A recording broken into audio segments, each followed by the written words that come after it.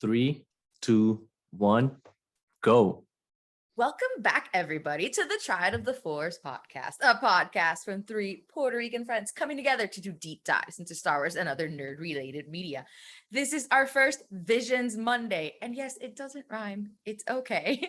And we will be discussing all of the episodes from the just released fantastic Visions. Now, if you've listened to us before, I have ad nauseum said this is one of the properties that I was really looking forward to coming out because I am a huge fan of anime, and then combined with Star Wars, which is basically the first fandom that I belong to. It's magical. So basically all of the episodes have their own kind of magic. So we're going to go through them one by one in the order that, we're all released at once, but the order of the sequence. So we're going to start with the Duel. The Duel. Oh man.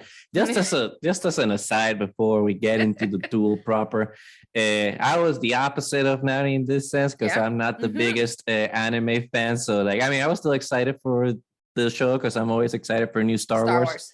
I'm not jaded in that sense, but obviously I have trepidation because the anime is not my thing. But holy crap, what a beautiful set of 9 episodes. This was such a gift.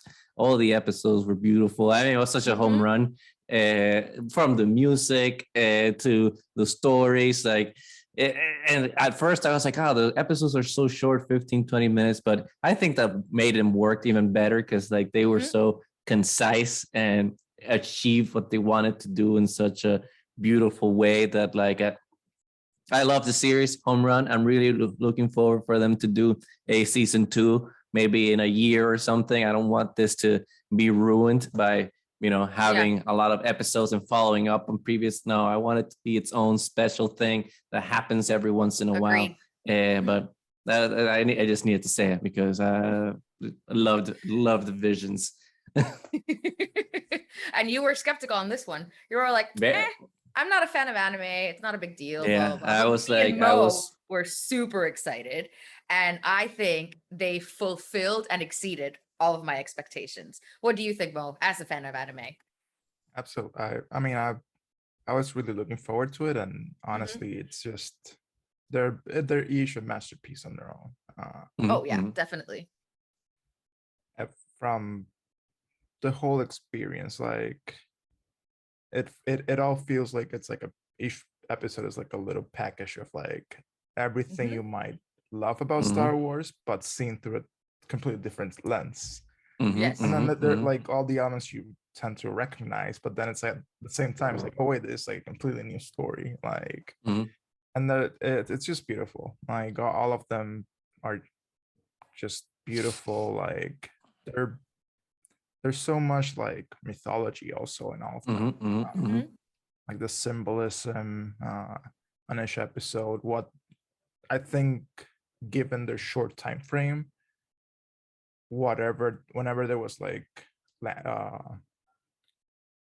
speech, communication between it was, everything was so on point and nothing was superfluous. Everything was just as it perfect complement. So I really hope that this opens up the door for more anime fans, and who knows, maybe that let's start exchanging media. Let's turn on Western media through the anime lens and vice versa. Let's get anime stuff and seen through the Western media. So it'll be interesting if things kick off. Yeah, I mean it's cool because it's going through lenses, right? So Star Wars is the original Kurosawa Japanese films through the lens of sci-fi, and then now it's going all the way around. It's then this is influencing that, and that's influencing the other thing. So it's layers upon layers of influence, where one is the other and the other is something else. I don't know. I really enjoyed it so much. Or if we go back to the Matrix stuff, is one simulating the other. Yeah. They adding each other up. They're all a simulation of each other, but they're still honest with each other, even though that they're influencing themselves so much. But to your point, Mo, about all the myth and symbolism, I really, really appreciated what the show was doing in that sense, because I agree. But I think it just transcended it in a way that I don't think could have been done as easily in another medium as it happened, like right with this anime style, that it transcended it from myth into like legend in a way. Yeah. Because one of the things I really appreciate is that, one, not tied to canon. So like we don't know what the hell's happening in any of the episodes. And then two, because it's not tied to canon, it's not technically, it doesn't have to adhere to any of the things that we already know. And not just that, but then it can just, because one of the things that Star Wars is not as mythic at this point in storytelling is because we know everything, right? We know what happened to the Skywalkers. We know what happened to Palpatine. We know that the Force is midi-chlorians. Everything has been so hyper explained that they're like the sense of myth in a way has been diminished and just turned into an encyclopedia of Star Wars, which is okay, but it kind of lost that essence. And I think with these anime shorts, like it's transcended beyond that and just become legendary, because everything in every episode is so unexplained that you feel like this aura of unknown. Like, what are the Jedi? People haven't heard of the Jedi. What happened to them? What's going to happen next? It's like everything is mysterious. And I think that level of mystery made each episode so fun and engaging, that I just want to see more of that. I want to see Star Wars in live action or TVs kind of go back and do this. And I think we can either go into the past or the future, but go into an era that we know nothing about, and then inject that level of mystery, of unknown, because it really adds a special layer of uniqueness and I don't know. I love Vision. That's good. And I mean, it's really, really cool to see, something that has been in our lives, and we, tend to see it one way, to see it interpreted, from another culture and another type of media, and see what they take as important from Star Wars, what the lessons are from Star Wars. And to see it in Visions, it's, every single one takes opportunities to describe like special genres of anime in themselves. Like all of them have their own special style, the look, everything. So it was really amazing, but we'll get to talk to them individually. Let's start talking about the Duel, and that's pure Kurosawa. That was amazing. So it goes back like Star Wars to Kurosawa to create Star Wars, and now the anime is taking Kurosawa again to interpret Star Wars from the anime lens. And that episode is gorgeous.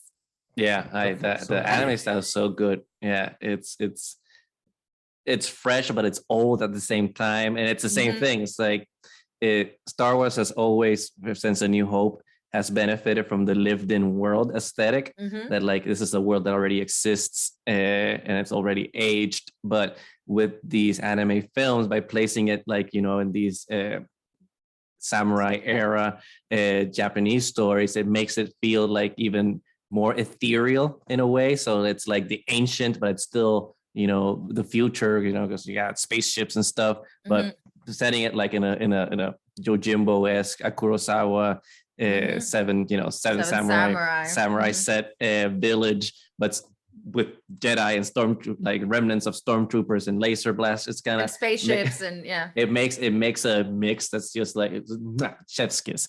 It was so good. And then that perfect decision to make it all like black, and then the colors pop so much when you have the lightsabers and the blasters and the color added to it. It's just visually just stunning. And then the music, obviously, the music throughout the whole thing it has been fantastic. But in this one was really great because you get all of that like old-timey like samurai kind of music, and then you insert like you get Duel of the Fates in there. You get there's like so many fantastic things they're doing with the music too, that it's unreal, really. It's the music feels religious in a sense, like especially when they use like the choral elements of like voices to add to the music, elevates it to a point that just makes the music, and I mean, no disrespect to John Williams, but like the music in the shorts it makes it feel so unique and so special. And again, it makes it mythical and religious. Even like I can imagine being in ecstasy,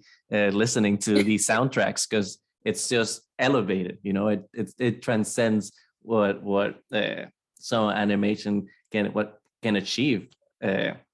But to your point about like the animation style with the black and white and the colors, one of the first things I thought when I was watching the Duel was Ghost of Tsushima. You know how can do you can do the Kurosawa filter on it and play that game in black and white. I was thinking like the people that made this game should make a new one based on the Duel. Yep. Because like I would buy that game immediately. It's like the same game, like black and white, with everything that's blasters and lightsabers, pops of color in there, and done. And you're just a wandering Ronin, just killing Sith around. But yes, please make a Ghost of Tsushima. But yes, agreed. Based on the Duel. Yes, you'll get my money.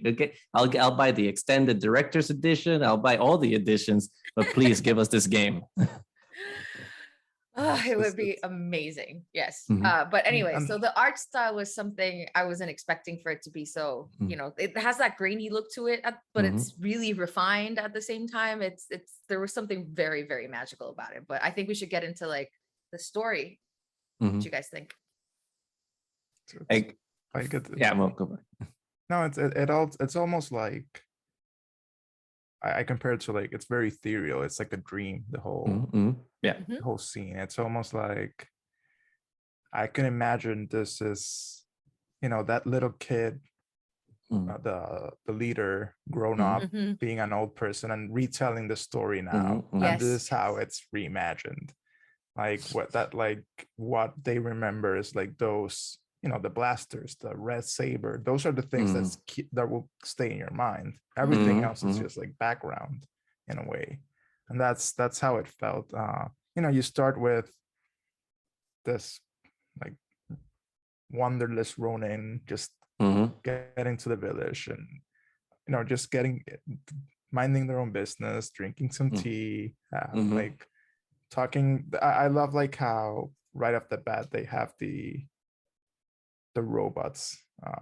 I think that's such an essential part of Star Wars, that relationship that one builds with the robots. And then you can see in this one, like you had the robot with like the straw hat and like, it was R2D2 with straw hat is best R2D2. Hot take. So, if there's like an RPG game, you can get that as a skin and you just add it to the yes.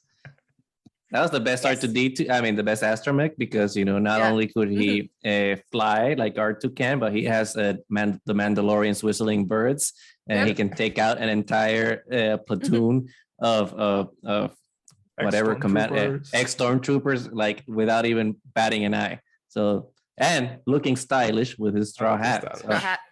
Kudos to this astromech. Yeah, I mean, look at that. Like it's amazing. Then you have like the whole scene with when the stormtroopers start coming in, and like this, you assume like you're looking at a Jedi. I think that's the first assumption everybody has. And like, oh, they're gonna go down and save the village, but they don't. They just stay there, just minding their own business. Everything is falling apart. I mean, he already knows he has the astromech that's gonna take everybody apart. Probably. Or saw it in the tea leaves or something. It's like I know exactly. What's gonna happen. Like, but then I think it's like when it gets like very impactful, it's like once that the Sith comes out. Like, wow, what a character design! What a badass! Yeah, you have to be a really badass as a Sith lady while wearing stilettos. That took it to the next level. I'm like, holy crap! She's not messing around. And then that like Tokyo Ghoul mask combined with the umbrella lightsaber. Come on, that's the cool things of anime. It's like they just come up with the weirdest things, but they work. And it works. Well, you I know, thought it it's like was a play on the Rebels thing, that the Yeah, spinning the thing, Inquisitor. but they made it even better. They made it Yeah, beautiful. exactly. And That's what I was gonna because say. Because like for me, the Inquisitor lightsaber thingy, I never bought into it, and like this is I never went into dumb. that. but this one worked. But the umbrella, I'm like, yes, 100%. Using it to fly, and then retracts it and using it to like stab just through, and then as it comes through the back, open up. Bam, open. Wow. Oh. Wow.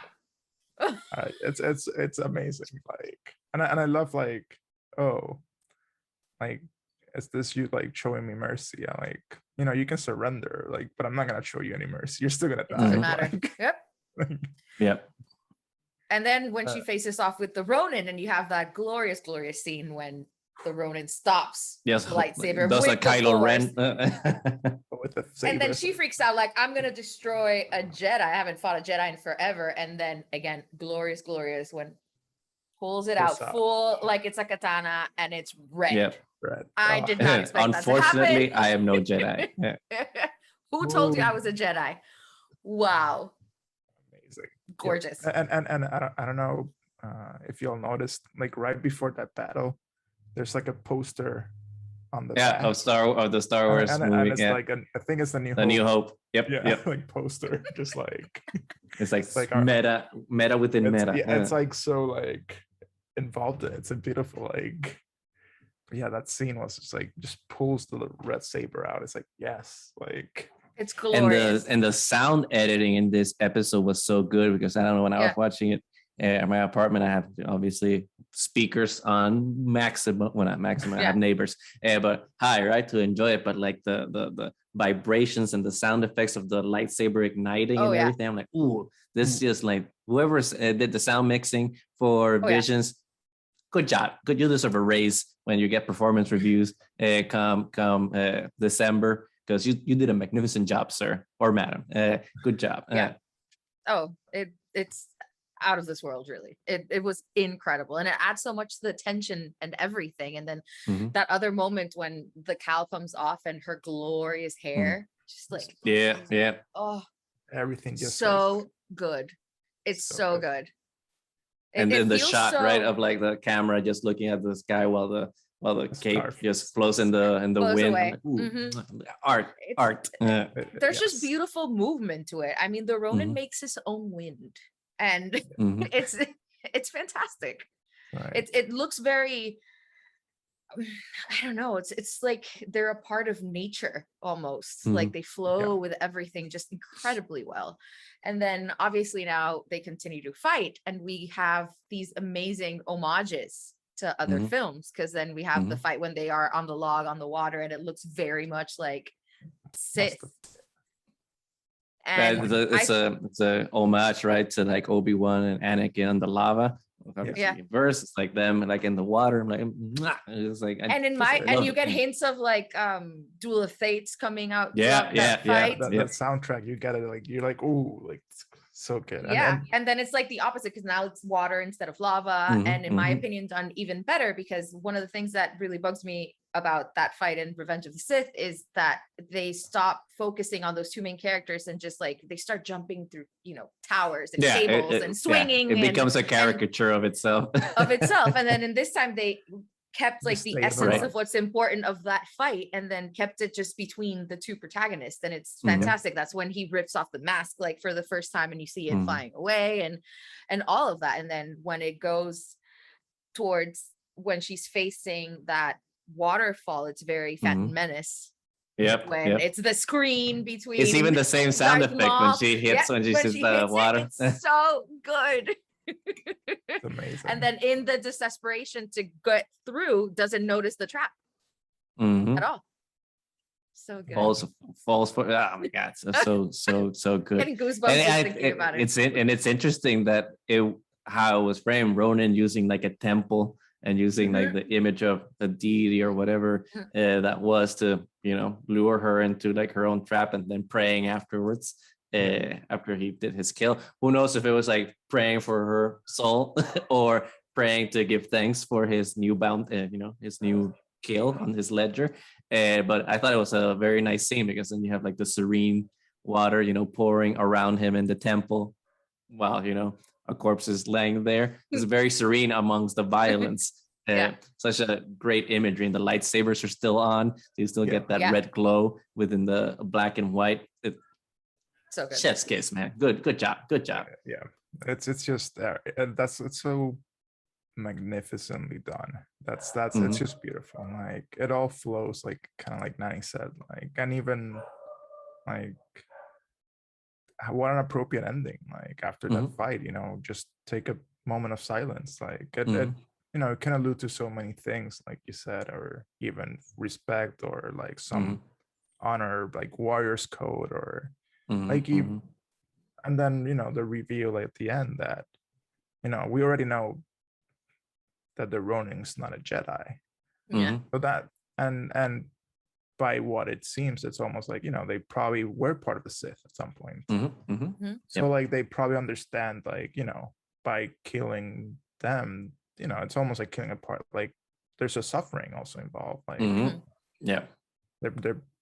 there's a reason they embarked on this journey to destroy the Sith, or maybe just look for kyber crystals. Atonement or something. Which atonement. we'll find out, because they're doing the Ronin novel, right, which is a continuation of the story for this episode. So definitely looking forward to that book. That's gonna be. Wait, it's a continuation of this actual episode. Yeah. Well, I don't know if it's a continuation directly of the episode, but it's a continuation of the character of Ronin. I don't know if it's set before or after, but it's more stories about that character. So, which I would be completely okay with. Yes. I mean, and by definition, a Ronin is a masterless samurai. So it makes you think that he was really a part of the Sith at one point, but denied his master and decided to go on his own. He's wandering around, Rurouni Kenshin style, except he's like killing people and taking the kyber crystals. But unless you're a little kid, and then you get a souvenir. Well, yeah, and he gave a kyber crystal to the kid, and you can tell that he's still a bad guy, but he's a hero at the same time. Like he actually waited to know from his droid that the village had been saved before continuing the attack on the Sith. So, I mean, there's an element of, I don't really want them to die, but I guess probably if the droid wouldn't have been able to work, he would have continued on his mission regardless. But there is an element of sympathy there. And especially when he gives the kyber crystal to the kid, like, this wards off evil. It'll protect you, So we don't know if it is a course for redemption. Maybe him deciding that his order doesn't work anymore and he wants to go against them and kill them, or if he's actually collecting the kyber crystals for some other purpose. So I do like the fact that it is a mystery. We don't really know what he's about. And it works. I think that's part of the commentary. Like we tend to, at least on Western media, like, oh, you have to have a good guy and a bad guy. Like, why can't you just be the guy? Like, or that notion of all Jedis are good guys and all Sith are bad guys. It doesn't have to be that. It doesn't black have to and be white. And I think that's what I love, that the Ronin chose this red saber, like kind of to also show to them, like, hey, just because you don't judge also a book by its cover, like maybe the other red saber shoved you down with a magic umbrella, but it's like, I don't have lightsaber umbrellas, so we're good. But it is that awesome. Now they have one. Yeah, they have it. But it was that awesome reaction of the village, because since he saved the village, they immediately assumed he was a Jedi. And as soon as they see the red saber, they start cowering in fear. It's like, oh shit, you're what? But anyway, aside from the magic of all of it, I mean, the character designs of basically every character was crazy. Yes. Like the stormtroopers, everybody that was helping out. I haven't had the chance to watch all of the commentaries they've had with the actual creators, but I did have the chance to watch the one for the Duel. Yeah. And I loved how the creator said that he used his actual toys that he had from Star Wars to do the character design, like, have the actual toy and then add all the aesthetics that he wanted, like the straw hats and all these things. So I mean, you have a Tusken Raider in there, you have a lot of characters, so you can see that they love Star Wars, and it's like they want to do an homage at the same time that they want to tell their own story. So I think that makes it even more incredible. Yeah, that's something cool that they did for the show, having on the extras, the little behind the scenes little episodes. It's from 4 to 8 minutes, so they're quick watches, but they're so good to watch. After watching each episode, go and watch the extra for the episode, because you can see the passion that everyone had while making it. And behind the scenes stuff is always cool, so you get to see some of the production art and whatnot. But to see the passion of all the people involved wanting to give it their all to make like the best possible short. It's really inspiring, and it really comes through, because each episode, again, with how short it is, you can tell that each frame serves a purpose, and no movement is wasted, no animation cell is wasted, no line of dialogue is wasted. Everything serves a purpose to create these little special 15-20 minute capsules of wonder. And I don't know. I just want more. I just want to keep walking in that forest that they've planted for us with visions. Just get lost in it, Keep wandering with our Ronin and see where his journey can lead him. So do you feel I guess there's a question. Do you feel if they were to make a show about this Ronin, will this be will you follow the show, I guess? Star Wars puts it out, I'll watch it. So that's an easy answer. But I hope that they don't do it. I hope that, some stories I do want to see kind of what happened before or after, the Ninth Jedi. I think would be interesting to see some continuation. But at the same time, I kind of don't want the stories to continue, because I feel that they work better as what we said at the beginning, right? As these stories set within a world of mystery and unknown, and kind of be self-contained, because I think that makes it special. Sometimes if it's continued, it will diminish the wonder away. So I just rather, if they continue Visions, which I hope they do, it's just different stories. I mean, I think they can revisit some, but they should do it, at least for me, I feel like they should do it in a way that preserves that sense of unknown, and to start answering questions to fill the gaps, to tell everyone's story. I think would diminish the wonder of of each episode, because we didn't know anything about the episodes, and then we have wonderful questions about the episodes, because we don't know anything, and we can just fill those gaps in our minds. So I don't know. It's tough because I do want to see more of those worlds, but I also want to keep them contained in this little special place of mystery and wonder. I agree. And unless anybody has last thoughts, I think it's good. Keep these episodes short, because Vicious and short and fantastic as it is. Any last thoughts before we say goodbye today? The Duel is wonderful. Watch it always, all times. Watch it subbed first, and then watch it dubbed. Always watch the subbed version. Subbed version. Get over that. Get over subtitles, people. Just do it. Read. Always watch the media in the language that it was intended to be seen in. It's always gonna give you more to watch it that way. Those are my 2 cents there. I agree.